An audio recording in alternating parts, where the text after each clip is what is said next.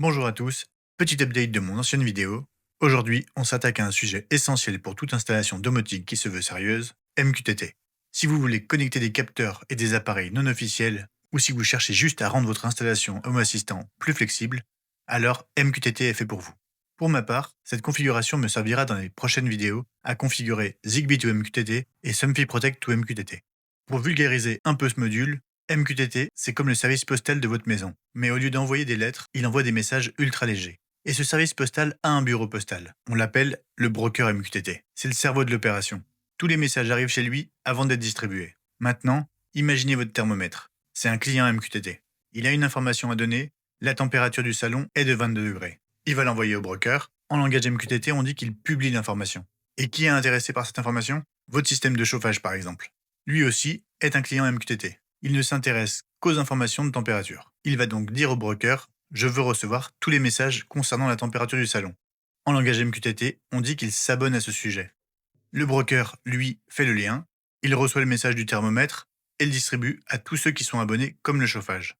Le grand avantage, c'est que tous vos appareils n'ont pas besoin de se connaître. Le thermomètre ne sait pas si c'est un chauffage, un ventilateur ou un téléphone qui reçoit l'information, il publie juste le message et c'est la même chose pour le chauffage. Il ne sait pas d'où vient le message, il sait juste que la température du salon est de 22 degrés. Ce système de publication et d'abonnement rend votre réseau super flexible et super fiable. Et Home Assistant, tout ça, Home Assistant est votre super client MQTT. Il est à la fois abonné à plein de choses, l'état de vos capteurs, vos boutons, et il peut publier des messages comme commander vos appareils, allumer la lumière, éteindre le chauffage, un peu comme le chef d'orchestre de tout ce petit monde. Et voilà, vous avez compris les bases du MQTT. Maintenant, passons à l'installation. L'installation de MQTT est assez simple si vous utilisez HAOS, Home Assistant Operating System. Rendez-vous dans les paramètres, puis modules complémentaires. Cliquez sur Boutique de modules complémentaires et recherchez Mosquito Broker. Il devrait se trouver sur la première page, comme pour moi.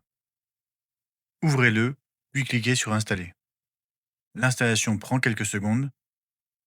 Laissez cocher Lancer au démarrage et cochez la case Chien de garde pour qu'en cas de problème, le module redémarre tout seul. Puis enfin, cliquez sur Démarrer. Un petit tour dans le journal pour vérifier que le module soit bien démarré sans erreur. Mosquito nous conseille de ne pas le lancer en administrateur, nous allons donc lui créer un utilisateur spécifique. Petite astuce, par défaut, Home Assistant ne permet pas la création d'utilisateurs, mais uniquement de personnes. Pour éviter d'avoir affiché dans votre menu la personne MQTT, vous pouvez créer un utilisateur en remplacement. Pour cela, nous allons devoir activer le mode avancé dans les paramètres utilisateurs. Cliquez sur votre nom d'utilisateur, puis descendez jusqu'à mode avancé. Activez-le, puis retournez dans paramètres. Choisissez le menu personne. Vous aurez désormais la possibilité de créer un utilisateur.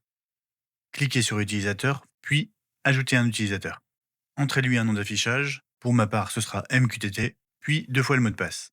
Cochez accès local uniquement et ne cochez surtout pas administrateur. Terminez en cliquant sur créer, puis retournez dans les paramètres. Allez dans appareil et services. Cliquez sur ajouter au niveau du module MQTT, puis valider et enfin terminer. Le module MQTT est installé. Nous allons maintenant autoriser cet utilisateur sur MQTT. Cliquez sur les 3 petits points, puis reconfigurer. Entrez votre nom d'utilisateur et mot de passe créé précédemment. Terminez avec valider, puis fermez. MQTT est désormais installé et configuré. Il y a de fortes chances que vous ayez regardé cette vidéo pour ensuite installer Zigbee to MQTT. Je vous mets le lien vers la vidéo.